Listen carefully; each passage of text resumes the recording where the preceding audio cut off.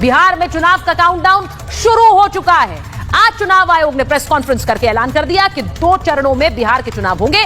6 और 11 नवंबर को वोटिंग होगी और नतीजे 14 नवंबर को आएंगे, जो बताएंगे कि बिहार में किसकी सरकार बनने वाली है। अब इस बार बिहार का चुनाव बहुत निर्णायक होगा। तेजस्वी यादव और राहुल गांधी ने मिलकर चुनाव में अपनी पूरी ताकत लगाई है, लेकिन इसके बावजूद अगर बीजेपी और नीतीश कुमार बाजी मार लेंगे तो ये लगातार 2 बार सत्ता से बाहर बैठेंगे।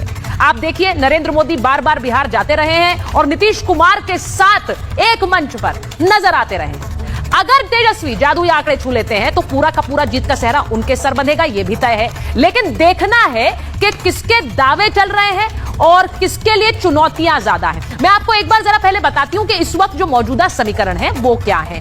जो मौजूदा समीकरण है वो जरा चलाइए, क्योंकि बीजेपी के पास 80 सीटें हैं, आरजेडी के पास 77 सीटें हैं, जेडीयू के पास 45, कांग्रेस के पास 19, हम के पास 4, लेफ्ट के पास 15 और निर्दलीय के पास 2। अब इससे समझिए, एनडीए के पास 131 कुल सीटें हैं, जिनमें बीजेपी के पास 80 है, जेडीयू के पास 45 है। अब दूसरी तस्वीर जरा चला दीजिए। 131 सीटें एनडीए के पास है। इसी के साथ साथ मैं आपको बताती हूं, महागठबंधन के पास 111 सीटें हैं। 111 बनाम 131 है। आरजेडी के पास 77, कांग्रेस के पास 19 और लेफ्ट के पास 15 सीटें हैं। तो यह मौजूदा समीकरण है।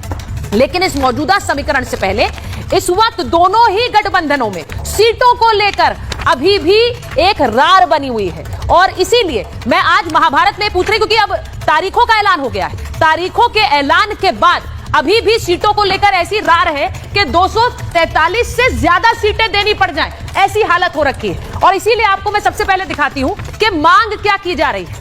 मांग क्या है जरा ये समझिए। कुल सीटें हैं 243, लेकिन आरजेडी अपने पास रखना चाहती है 150 सीटें, कांग्रेस को देना चाहती है 100 सीटें, लेफ्ट मांग रहा है अपने लिए 50 सीटें।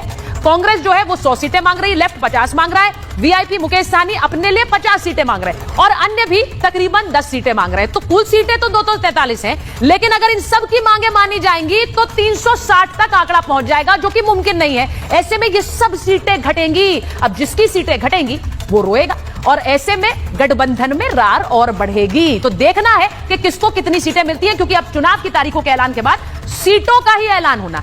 अब मैं आपको एनडीए गठबंधन की तस्वीर दिखाती हूं। एनडीए में क्या तस्वीर है? बीजेपी अपने पास 100 सीटें रखना चाहती है, जेडीयू को वो 100 सीटें दे सकती है और जो चिराग पासवान है वो अपनी पार्टी के लिए मांग रहे हैं 40 के करीब सीटें। क्या 40 सीटें उन्हें मिल सकती है? हम यानी कि जीतन राम मांझी अपने लिए चाहते हैं तकरीबन 20 सीटें, वो चाहते हैं उनकी पार्टी को 20 सीटें मिले। वहीं उपेंद्र कुशवाहा भी अपनी पार्टी के लिए 15 सीटें मांग रहे हैं और अन्य तकरीबन 10। अगर इन सब को इतनी सीटें दी जाएं तो फिर 285 तक आंकड़ा पहुंच रहा है। यह भी मुमकिन नहीं है, यानी सब खातों से सीटें कम होंगी और इसीलिए अभी गठबंधन में लड़ाई इसको लेकर होगी। कौन सा गठबंधन पहले सीट शेयरिंग पर पहुंचेगा, अब देखना यह है, क्योंकि जो सीट शेयरिंग पर एक अपना जो फैसला है वो बना पाए, उसके लिए आगे की जीत की राह आसान होगी। जल्दी से आप देख लीजिए कि इस वक्त कौन कौन से फैक्टर्स चुनाव में चल रहे हैं।